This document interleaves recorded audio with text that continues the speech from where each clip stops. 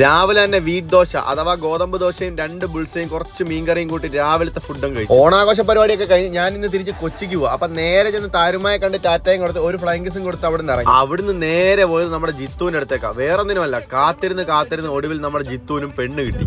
അപ്പൊ പെണ്ണിന്റെ വീട്ടിൽ നിന്നും പെണ്ണിന്റെ റിലേറ്റീവ്സ് ജിത്തുവിന്റെ വീട്ടിലേക്ക് വരുന്ന മഹത്തായ ദിവസമായിരുന്നു. ദാണ്ട നിങ്ങൾ അവന്റെ മുഖം ശ്രദ്ധിച്ചോ. കാത്തിരുന്ന് പെണ്ണ് കിട്ടിയ ഒരു സന്തോഷം അവന്റെ മുഖത്തും കാണാനുണ്ട്. അവിടുന്ന് ഒരു ജ്യൂസും കുടിച്ച് കുറച്ചു നേരം അവന്മാരോട് ഇരുന്ന് കൊച്ചു വർത്താനൊക്കെ പറഞ്ഞിട്ട് അവിടുന്ന് ഇറങ്ങി നേരെ പോയത് ഓണാഘോഷിക്കാൻ വേണ്ടി നാട്ടിൽ വന്ന നമ്മുടെ സുഹൃത്ത് തിരിച്ചു പോവാണ്. അപ്പൊ അദ്ദേഹത്തിന് എയർപോർട്ട് വരെ ആക്കുകയും വേണം. അങ്ങനെ അദ്ദേഹത്തിനെ വിളിച്ച് ഞങ്ങൾ അവിടെ നിന്ന് ഇറങ്ങി നേരെ കൊച്ചിക്ക് പോയി. പോകുന്ന വഴിക്ക് എന്റെ വണ്ടിയുടെ ബാറ്ററി നമ്മുടെ അടൂർ AVG ഷോറൂമിൽ വാറന്റിയിൽ മാറാൻ കൊടുത്തിട്ടുണ്ടായിരുന്നു. അങ്ങനെ അതും വാങ്ങി വെച്ചിട്ടാണ് ഞങ്ങൾ പോയത്. തിരിച്ച് ഗൾഫിലേക്ക് വന്ന സുഹൃത്തിന് ഒരേ നിർബന്ധം ഷാപ്പിൽ കയറി നല്ല ഫുഡ് കഴിച്ചിട്ട് പോകണം. പിന്നെ ഒന്നും നോക്കിയില്ല, ചെങ്ങന്നൂർ കിളിയന്തറ ഷാപ്പിലോട്ടും കയറി നല്ല ആംബിയൻസിൽ ഇരുന്ന് ഫുഡ് കഴിക്കാൻ പറ്റിയ ഒരു കിടില ഷാപ്പ്. കപ്പയും അപ്പവും മീൻകറിയും അതുപോലെ തന്നെ മുയൽ റോസ്റ്റും വരാൽ ഫ്രൈയും ബീഫ് ഫ്രൈയും ഒക്കെ പറഞ്ഞു. സത്യം പറയാലോ, എനിക്കിവിടെ ഏറ്റവും കൂടുതൽ ഇഷ്ടപ്പെടുന്നതാണ് ഈ കാണുന്ന ഈ വരാൽ ഫ്രൈയും അതുപോലെ തന്നെ മുയൽ റോസ്റ്റ്. ഫുഡെല്ലാം കിടിലൻ ടേസ്റ്റ് ആയിരുന്നു. നല്ല ഷാപ്പ് ഫുഡൊക്കെ കഴിക്കാൻ ആഗ്രഹിക്കുന്നവർക്ക് ഒരു ബെസ്റ്റ് സ്പോട്ടാണ് നമ്മുടെ ചെങ്ങന്നൂരിലെ കിളിയന്തറ ഷാപ്പ്. ഇതൊക്കെ പിന്നെ ഇങ്ങനെയൊക്കെ തന്നെ ആണല്ലോ. എന്തായാലും ആദ്യം എന്നാൽ പിന്നെ വെട്ടിയുടെ വാഴത്തണ്ട് പോലെ കിടന്ന് ഉറങ്ങുമല്ലോ. ഏറ്റുമാനൂരൊക്കെ ആയപ്പോഴത്തേക്ക് എനിക്ക് നല്ല ഉറക്കം വന്നു. പിന്നെ ഓരോ കട്ടനും കുടിച്ചിട്ട് നേരെ എയർപോർട്ടിലേക്ക് പോയി.